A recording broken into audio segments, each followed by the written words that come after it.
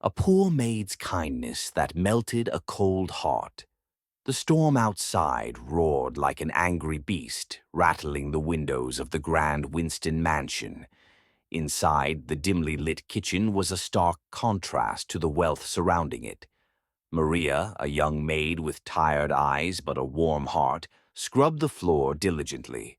She had worked here for 6 months, enduring the cold and distant demeanor of the mansion's owner, Mrs. Evelyn Winston. Mrs. Winston was known throughout the neighborhood as a bitter, reclusive woman.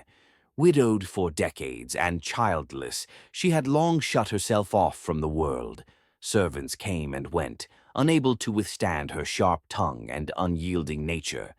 But Maria stayed, not because she was treated well, but because she had no choice. With a sick daughter at home and medical bills piling up, Maria needed every penny.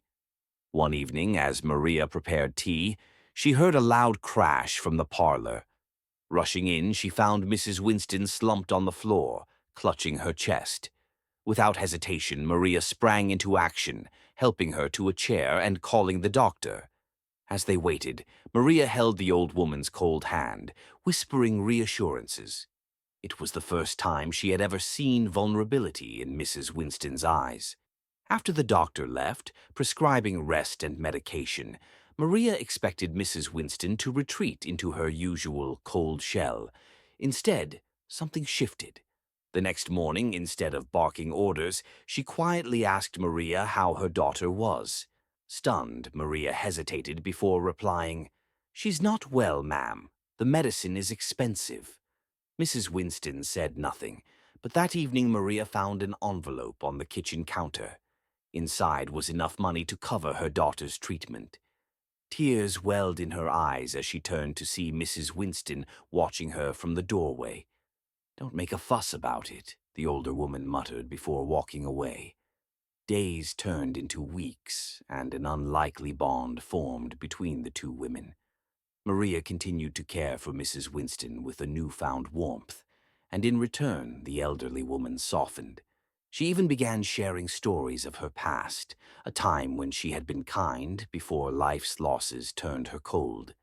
She spoke of a poor maid who had once shown her kindness when she was a young, grieving widow. That maid had left a mark on her heart, but she had buried it under years of loneliness. One day, as Maria prepared to leave for home, Mrs. Winston stopped her. "Maria," she said hesitantly, "would you stay a little longer, just for tea?" Maria smiled. "Of course, ma'am." As they sat together, sipping tea in the vast, lonely mansion, Maria realized that kindness had done what years of solitude never could. It had melted a frozen heart. And in that moment, Mrs. Winston wasn't just her employer. She was family.